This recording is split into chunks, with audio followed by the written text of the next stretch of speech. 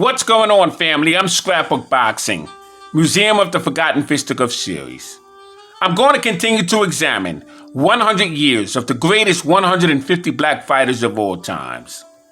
Now, Curtis Anderson and myself took a look at Curtis Coates. He was born June 15th, 1937 in Dallas, Texas. He would transition May 29th, 2020 in Dallas as well. He was 82 years of age at the time of his death. Now, Curtis Coates was a welterweight.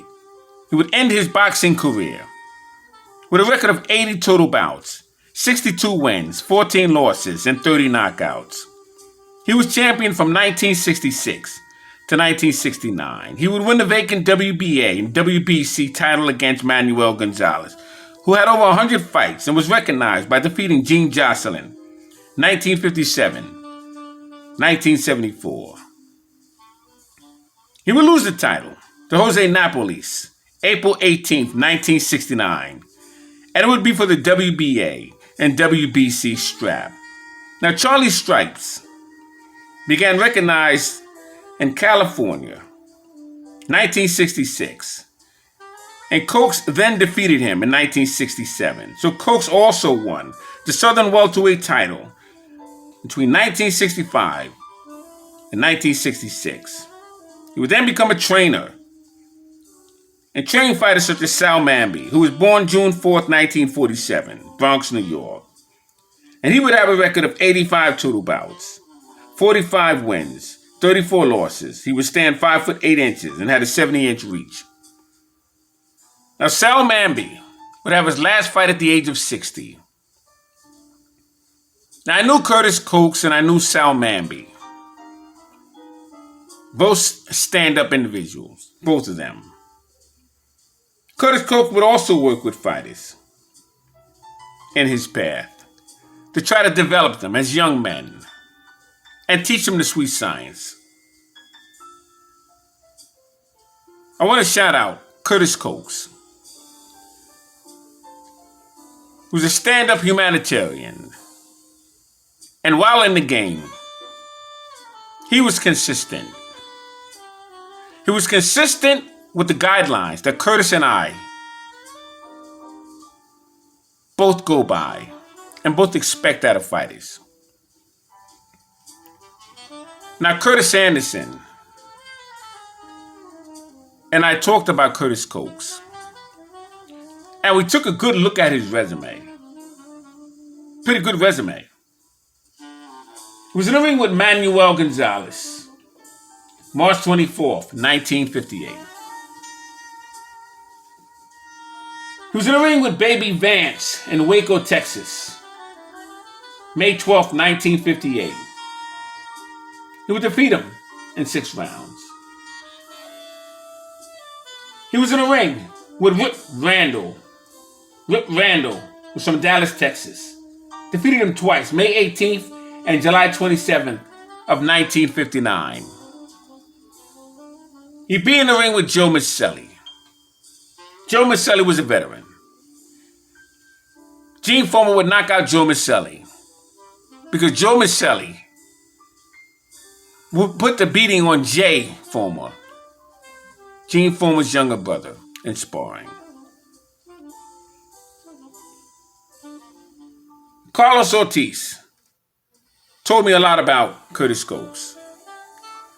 Carlos Ortiz was the first Puerto Rican lightweight champion. He would defeat Joe Brown, Las Vegas, Nevada. And Carlos Ortiz was a dynamic fighter. He would be a trainer in Gleason's gym. He would train a fighter by the name of Stefan Johnson. R.I.P. to him. Good friend of mine. And he would tell me a lot about Curtis Coates. He would work with Curtis Coates in the gym. Curtis Coates would also be in the ring with Charlie Smith, February 13th, 1961. He would defeat him in 10 rounds.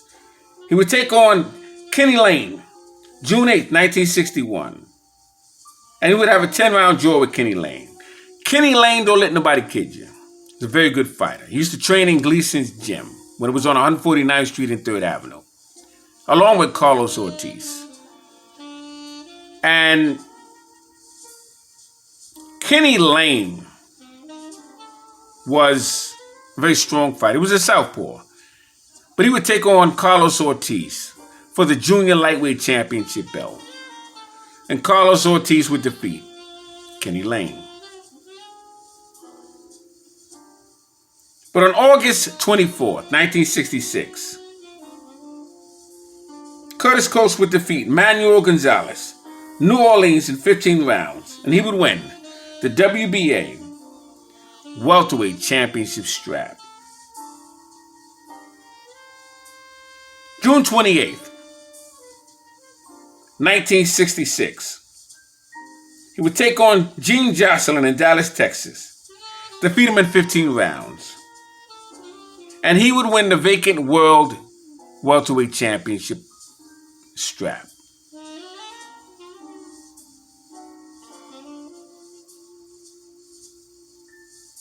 Now, Curtis Coates would take on Charlie Stripes.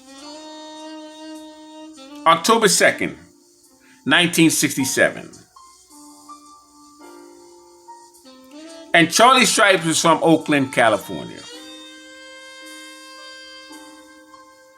And he would retain his welterweight championship strap. Now, Charlie Stripes would be in the corner of George Foreman, and the majority of his comeback wins would be under the hands of Charlie Stripes. He's a good fighter.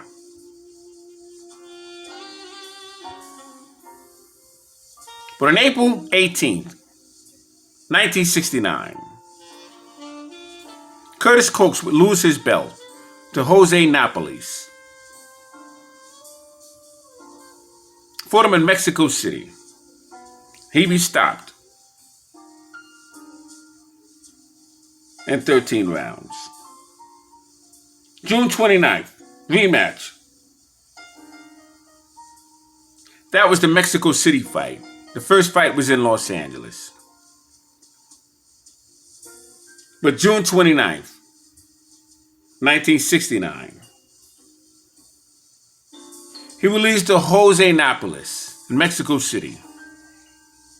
He'd be stopped in 10 rounds. Jose Napoles was one of the best welterweight champions in all of boxing. Curtis Coates, in my estimation,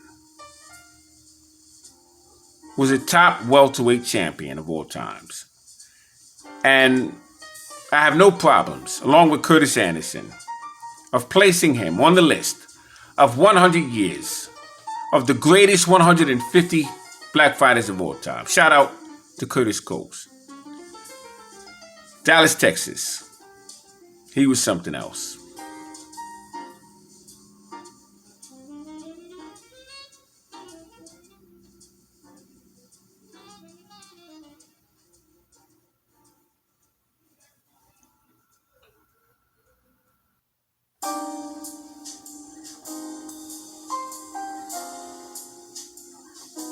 Bob Satterfield, born November 9th, 1923, Chicago, Illinois. He would die in St. Louis, June 1st, 1977. 2003, Ring Magazine had Bob Satterfield rated as one of the 100 greatest punchers of all times. Now, Bob Satterfield would win the Chicago Golden Gloves as a welterweight, 1941. He would end his boxing career with a record of 50 wins, 35 knockouts, 25 losses. Now, let me stop right there. But he was a 6'2" heavyweight. The reason why I want to stop right there, Bob Satterfield, cut and dry, and he made it crystal clear to you. It's either you or him. He didn't give a damn about going a distance, didn't want to go the distance. Either he was going to knock you out or you knocked him out. That's why he has the record he has. He's consistent. My dad knew him as well. He also trained in Stillman's gym when he was in town. And he told me about Bob Satterfield. He said he was a quiet guy, but he had a look about him. He would fight you on a stairway. He didn't give a damn if a cop was standing there. That's the kind of person he was. But he minded his business, and he was a straight character. And he would get on that heavy bag, and you can hear that sound across the gymnasium. He could punch. And he was in there with Jake LaMotta. Goes to show you what kind of fighter Jake LaMotta was. But Bob Satterfield would be in the ring with Johnny Holman and Harold Carter, Frankie Daniels, Cleveland Williams, Big Bob Baker, Archie Moore, Ezard Charles, and Charlie Doc Williams, just to give you an idea of some of the fighters that he would fight. And what was amazing about Bob Satterfield, like I said, he fought Jake LaMotta September 12, 1946, Chicago, and Jake LaMotta stopped him in 7 rounds. He'd be in there with Bob Foxworth, March 14, 1947, Chicago. He'd be stopped by him in 1 round. He would face Chuck Hunter. You heard his name before. October 6, 1947, Chicago. He would knock him out in 10 rounds. He'd be in the ring with Al Jolson. August 18, 1947, Chicago. He would lose to him. He'd be stopped by Sam Baruti. January 23, 1948, Chicago.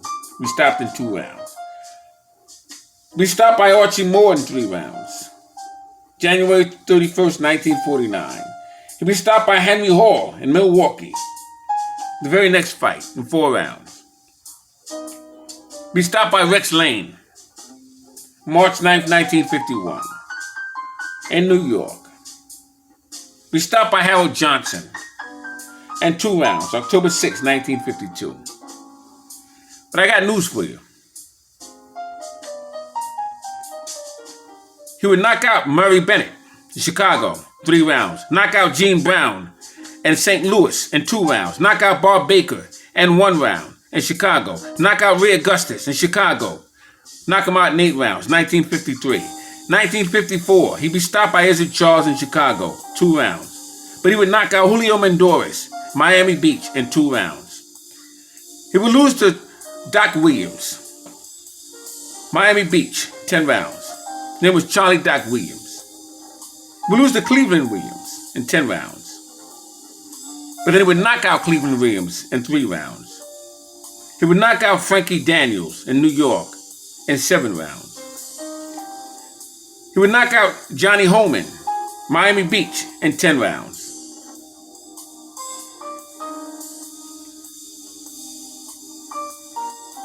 Bob Satterfield was a crowd pleaser. You knew what you were getting in there with. The promoters knew what they had when they called up Bob Satterfield. And for that reason, Bob Satterfield has been added to the list of 100 years of the greatest 150 black fighters of all time. Bob Satterfield was a fighter. I'm not measuring your chin. I'm not measuring all who you have beat. If you only fought 10 major names in your career. Bob Satterfield didn't do that. Took them all on. He was a fighter. Everybody and anybody who knows boxing in the 50s knew who Bob Satterfield was. He made it crystal clear what he was about. And he didn't sell out. When he saw he had a problem, he didn't start dancing around and backing up and holding on. He threw punches until somebody dropped. And that's a man that I respect if that's who he is. And that's what he was. So shout out to Bob Satterfield. My father knew who he was. Told me stories about him. And he was respected. So on behalf of Curtis Anderson and myself, Scrapbook Boxing, we propose Bob Satterfield, 100 years, 150 greatest black fighters of all times. Now, I just wanted to show you Henry Hank. Henry Hank His name was Joe Smith. And he would fight out of Detroit, Michigan.